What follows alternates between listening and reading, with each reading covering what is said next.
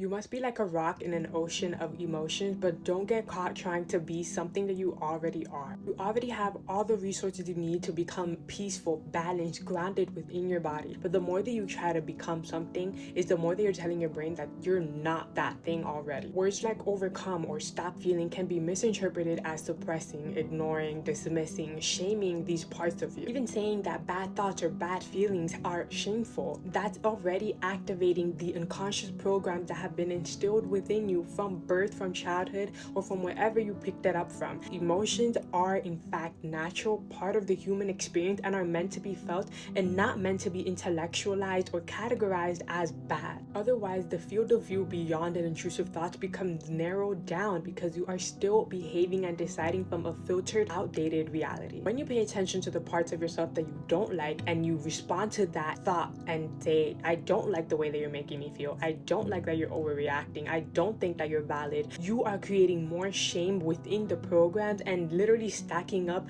the emotional charge and placing more beliefs on top of the belief system. If this is you, you are costing your nervous system a lot more, and it's time to change your approach. Number one is gain clarity with your emotions. So you feel the sensations and you label it, your PFC becomes activated, as well as journaling brings in clarity and it tells you the where, when, why, and what these emotions have to bring and tell you about the situation. Which leads me to step two. If you struggle with OCD, rumination, or overthinking, I recommend you go watch my last video if you don't know the difference between those. Our brain loves order, instructions, and problem solving. Therefore, when you go in and you find out what you actually need within to feel emotionally safe, a lot of the times you may find that debunking a belief can actually help to soothe your nervous system. Number three is just a more in-depth way to create emotional safety, and that is to further debunk the emotion by providing evidence of the opposite, by going in and meeting your younger self, your past versions, and finding out what it is that you need, those unmet needs that have to be fulfilled by you, the unlimited source. And so when you provide your brain evidence, that is when you are finally working with both body and mind, and now you just have to do it repetitively so your brain and body can feel it as true. Since our intrusive thoughts are just fears of something external becoming a definite trait of our personality, then that means that number five is crucial, and that is forgiveness, self-forgiveness, and forgiveness of others. This one is a little bit more spiritual rather than practical, since all of these tips have been practical,